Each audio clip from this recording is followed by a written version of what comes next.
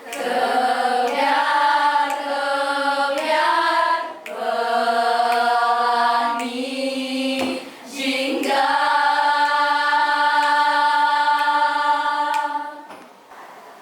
kita cukupkan latihan pada hari ini. Selanjutnya, anak-anak, Bapak persilakan untuk istirahat.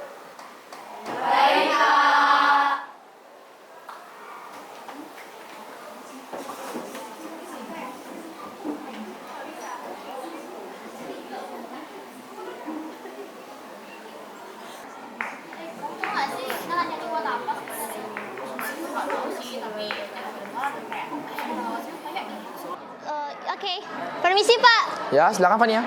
Saya mau nanya, sebenarnya kita latihan paduan suara ini buat apa sih?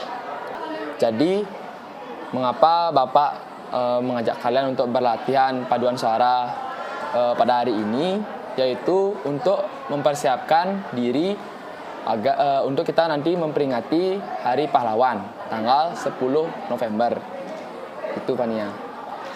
Lalu sebenarnya apa sih makna dari Hari Pahlawan Nasional ini, Pak?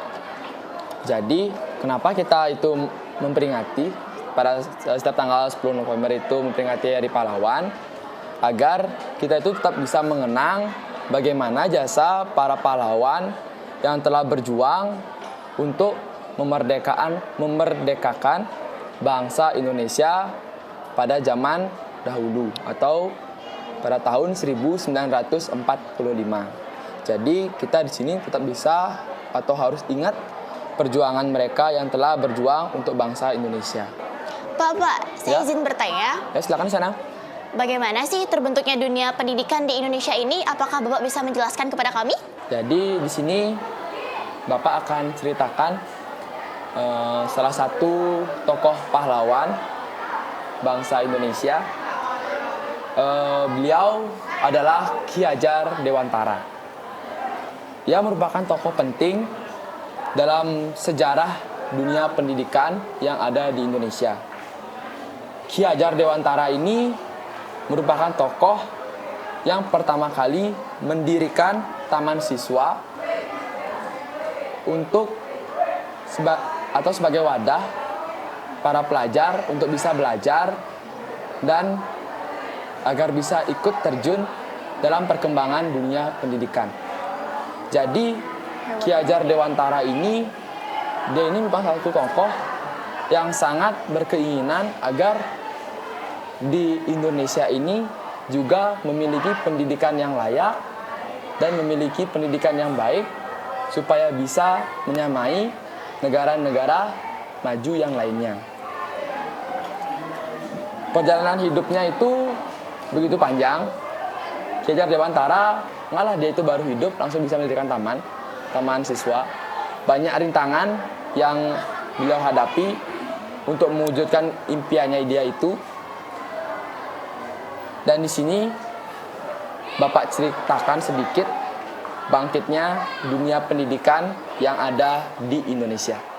Ki Hajar Dewantara pernah menempuh pendidikan di ELS dan Stovia. Pada saat menempuh pendidikan, beliau mengamati situasi pada saat itu, kemudian terpikir, mengapa hanya kaum bangsawan yang diperbolehkan untuk menempuh pendidikan?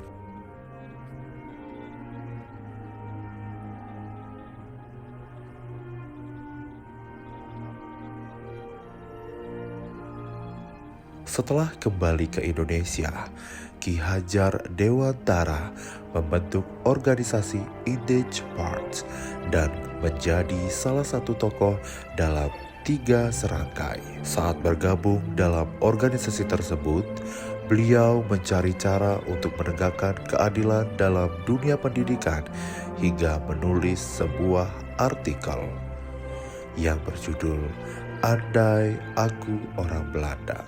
Dalam artikel tersebut, Ki Hajar Dewantara menuliskan sindiran keras terhadap orang-orang Belanda yang menyelenggarakan pesta-pesta kemerdekaan di negara yang telah dirampas kemerdekaannya dan meminta himpunan dana dari Sea in London.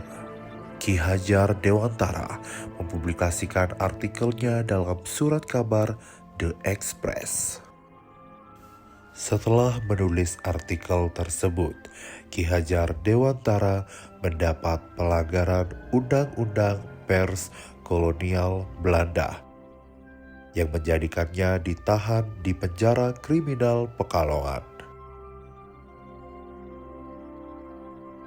Saat di dalam penjara, Ki Hajar Dewantara memulai menekuni ilmu bidang pendidikan agar setelah ia bebas dari penjara, ia dapat mendirikan taman siswa untuk kaum pribumi. Hingga pada akhirnya, cita-cita Ki Hajar Dewantara untuk mendirikan taman siswa tercapai. Lalu beliau menciptakan 3 prinsip, yakni Tuthuri Handayani, yang digunakan untuk prinsip Kementerian Pendidikan Indonesia hingga saat ini.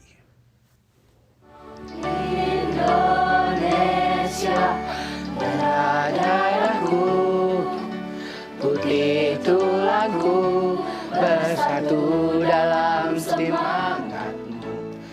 Biarpun bumi bergetar, kau tetap Indonesia. Walaupun matahari terbit dari barat, kau pun Indonesiaku. Tak sebilah pedang yang tajam dapat palingkan daku darimu. Ki Hajar Dewantara menggetarkan jiwa dan raga, memberikan semangat yang membara dalam hati ini.